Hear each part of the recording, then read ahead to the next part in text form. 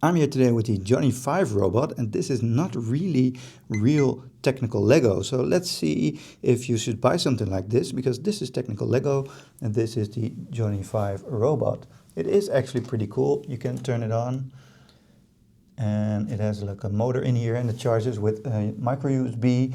So that's pretty cool. And then you have the remote here. You can also steer this with an app, which is cool. So when you start steering this, you can control the left leg and the right leg, or you can control them both together. So it can drive to the front and to the back.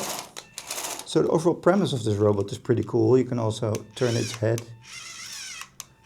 and do all of that together. So the premise of this robot is very cool. Amazon really likes this, so I think it is a cool robot. And as far as Lego goes, it does fit with other technical Lego and other Lego pieces. So this is a real Lego piece and this is like the fake Technic piece. They are quite the same, but also just not quite as sturdy. And I think so you can put this real Lego piece on there, as you can see. So you can combine this with Lego or technical Lego, so you can build it out or build a different robot on top of these tracks, which should be pretty easy to do. If you have a little bit older kids, then they, I think, would enjoy a product like this, just to build this and then to adapt it and change the head, for example. So you can use other Legos with this. So I think that is pretty cool. As far as the book goes, it is a little bit less clear on what you need to build as the original Lego would have. So that's a little bit of a difference there.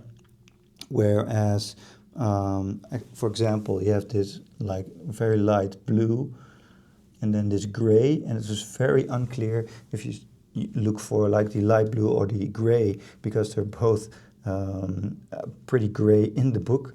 So that was one thing. And then also the steps were a little less clear than you would have with Lego. So that's something they could learn from Lego itself. Otherwise, if you would be able to help a little bit with building this, you should be able to put this together in like a couple of hours.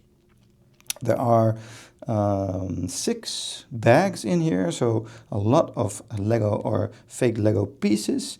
And look how large it is. This is my hand, and this is the entire robot here. So it is pretty large, and I think a lot of fun. So you do have the ability to have like a lot larger model here than you would have when you buy original Lego. So it's a little bit cheaper in that regard.